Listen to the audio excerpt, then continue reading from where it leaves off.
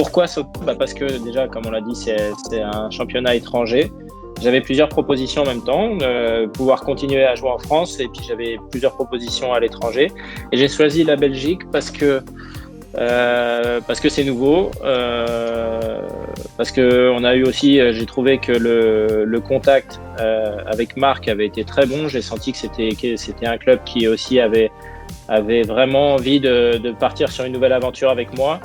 Et donc ça m'a motivé. Je me suis dit, c'est quelque chose que je connais pas, on va aller découvrir, on va voir ce que ça donne.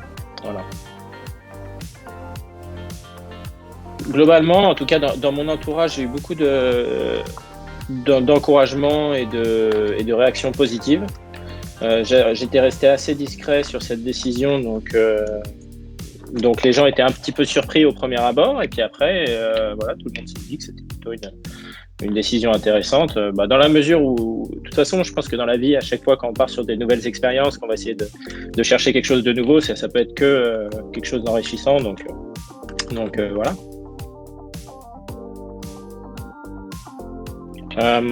Si on prend l'histoire, bien sûr, je pense aux frères Sèvres, je pense à Martin, voilà. Et puis dernièrement, j'ai joué un an avec Martin Allegro à Issy-les-Moulineaux, avec qui j'étais très proche, parce que c'était un garçon avec qui je m'entendais bien. Je m'entends très bien aussi avec Cédric Neutings. Alors j'ai pas un personnage en tête, parce que si on parle d'histoire, bien sûr, c'est Jean-Mi.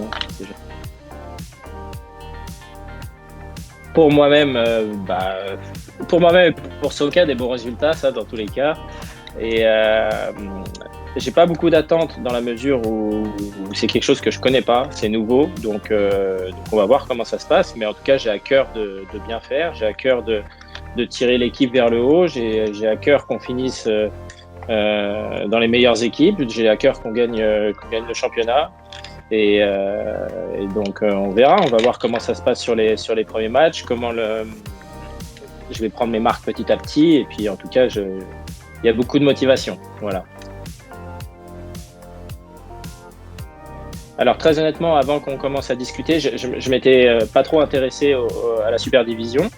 Après voilà, j'ai demandé beaucoup autour de moi comment ça se passait, quelle était l'ambiance, quel était le niveau, quel était l'état d'esprit.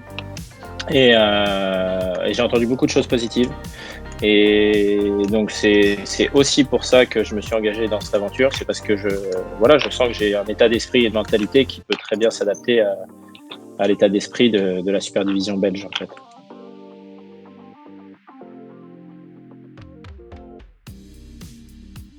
En 2016, alors j'ai commencé à gagner ma place en équipe de France, la vraie équipe, en 2015, fin 2015, puis 2016, où j'ai participé au championnat du monde, aux Jeux Olympiques et au championnat d'Europe.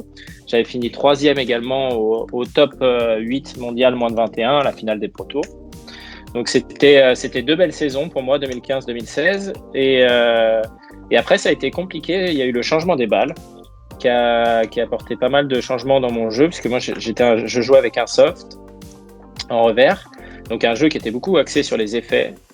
Et le fait que le ping-pong évolue dans un sens où il y avait plus d'échanges, un jeu moins axé sur les effets, tout simplement, j'ai dû revoir complètement mon système de jeu.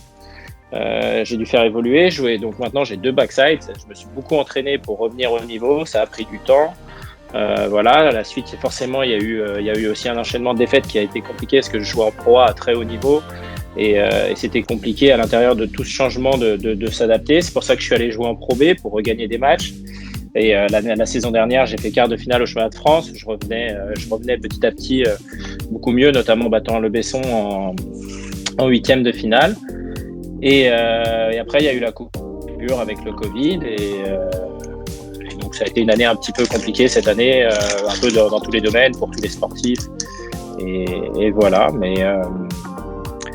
Mais l'important, je pense que ça a été de s'accrocher, de continuer à s'entraîner, à essayer de trouver des solutions sur des choses qui par rapport aux choses qui dépendaient pas de moi, les choses qui dépendaient de moi, bien les analyser pour pouvoir évoluer, et puis pouvoir s'en sortir, parce que dans une carrière de sportif, vous pouvez demander à n'importe quel sportif, il y a des hauts, il y a des bas, et l'important c'est d'arriver à serrer les dents, trouver des solutions pour pouvoir avancer et voilà, et continuer à prendre du plaisir, continuer à être performant dans notre métier qu'on apprécie beaucoup puisque c'est un beau métier.